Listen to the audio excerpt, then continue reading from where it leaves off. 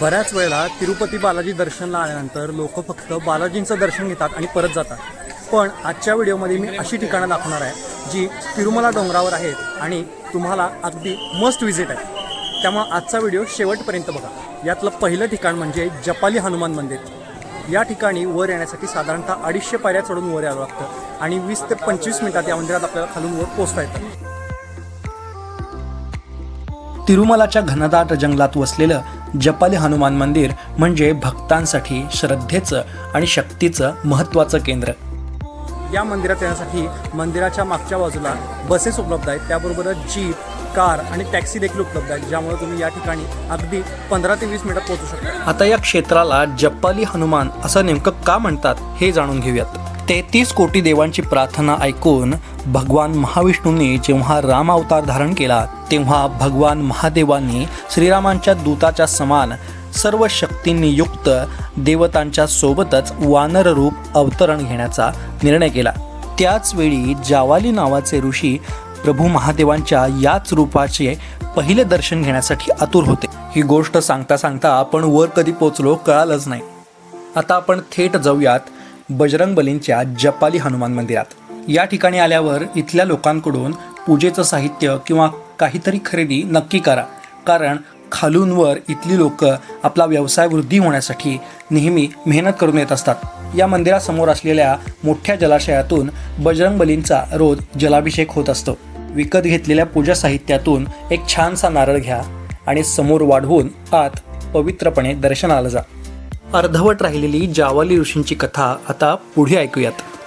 आपण ऐकलं की जावाली ऋषी हे महादेवांच्या हनुमान रूपाचे दर्शन घेण्यासाठी आतुर होते. तेव्हा ते विविध प्रदेशात जाऊन जप आणि यज्ञ करत होते. पण जेव्हा ते व्यंकटाचल म्हणजेच तिरुमला या पर्वतावर आले तेव्हाच त्यांना बजरंगबलींनी या रूपात दर्शन दिलं आणि तेव्हापासूनच जपाच्या आविर्भावातून प्रकट झाल्यामुळे त्यांनाच जपाली हनुमान असं संबोधलं जाऊ लागलं.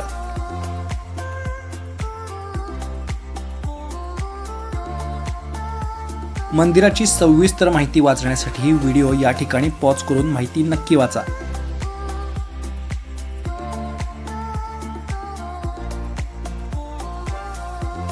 आता आपल्या लिस्टमधील दुसऱ्या मंदिराकडे म्हणजेच श्री वेणुगोपाल स्वामी मंदिराकडे जाऊयात.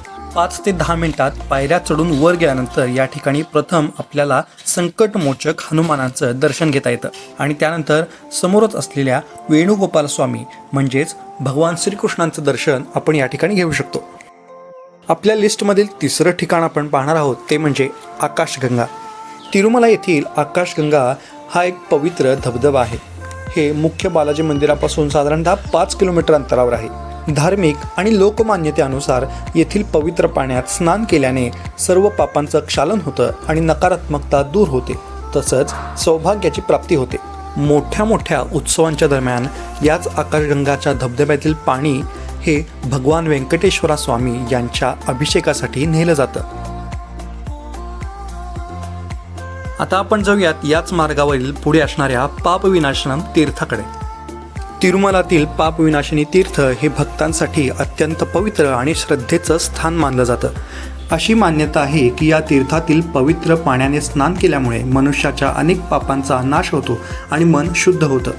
पुराणांनुसार भगवान श्री व्यंकटेश्वरांच्या कृपेने या तीर्थाला पापांचा नाश करण्याची दिव्य शक्ती प्राप्त झाली आहे. तुम्हाला हवे असल्यास या ठिकाणी स्नान करून झाल्यानंतर या ठिकाणचे पवित्र तीर्थ आपल्याला घरी पाण्याच्या बॉटल स्वरूपात नेऊ शकता. TTD देवस्थानम्सनी या ठिकाणी स्वतंत्र स्त्रियांसाठी आणि पुरुषांसाठी कपडे बदलण्यासाठी जागा उपलब्ध करून दिली आहे. या पवित्र पापविनाशनम तीर्थासमोरच माता गंगेचं देखील मंदिर आहे.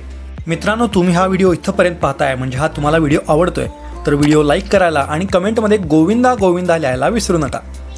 आता आपण जाऊयात शिलातोरणम या ठिकाणी. तिरुमलातील शिलातोरणम हे निसर्गाने घडवलेलं एक अद्भुत आणि दुर्मिळ खडकांचं कमानरूपी आश्चर्य आहे. हे आश्चर्य सुमारे 250 कोटी वर्ष जुनं मानलं जातं. भक्तांमध्ये अशी श्रद्धा आहे की या शिलातोरणाचा आकार आणि रचना भगवान श्री व्यंकटेश्वरांच्या दिव्य स्वरूपाशी संबंधित असल्याचे संकेत देतात.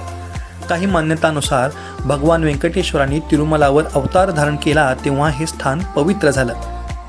देवस्थानच्या अखत्यारीत असलेलं शिलातोरणम गार्डन्स देखील या ठिकाणी अतिशय सुंदररित्या फुलवलं गेलं आहे. या बागेमध्ये प्रवेश करताच समोरच्या बाजूला आपल्याला गणपती बाप्पांची एक अनोखी मूर्ती पाहायला मिळते.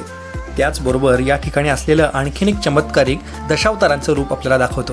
भगवान विष्णूंचे मत्स्य, कूर्म, वराह, नृसिंह, वामन, परशुराम, राम, कृष्ण, बुद्ध, कल्की असे दशावतार या ठिकाणी मूर्त स्वरूपात आपल्याला दर्शन देतात. मग हे सुंदर असं शिलाथोरणम गार्डन्स आणि एकूणच ही तिरुमलावरची ठिकाणं पाहायला तुम्ही कधी तिरुपतीला येताय हे मला कमेंटमध्ये नक्की सांगा. या गार्डन्सचा व्ह्यू आता मोबाईल कॅमेऱ्यातून इतका सुंदर वाटतोय तर आपल्याला गेल्यावर प्रत्यक्ष किती छान वाटेल. आता आपण जाऊयात आपल्या आजच्या व्हिडिओतील शेवटच्या ठिकाणी, ते म्हणजेच श्रीवरी पदालू. धार्मिक मान्यतांनुसार तिरुमलावरील श्रीवरी पदालू हे एक पवित्र स्थान मानलं जातं, जिथे भगवान श्री व्यंकटेश्वरा स्वामी यांनी पृथ्वीवर पहिलं पाऊल ठेवलं होतं.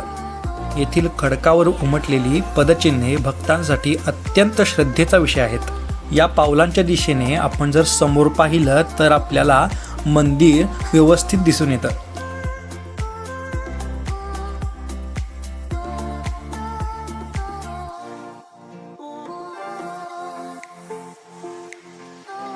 मित्रांनो, तुम्हाला आजचा व्हिडिओ कसा वाटला हे मला कमेंटमध्ये सांगायला विसरू नका. आणि असेच नवनवीन ट्रॅव्हल व्हिडिओज पाहायचे असतील तर आपल्या चॅनलला नक्की सबस्क्राईब करा आणि कमेंटमध्ये गोविंदा गोविंदा नक्की लिहा. भेटूयात पुढच्या व्हिडिओमध्ये. तोपर्यंत नमस्कार.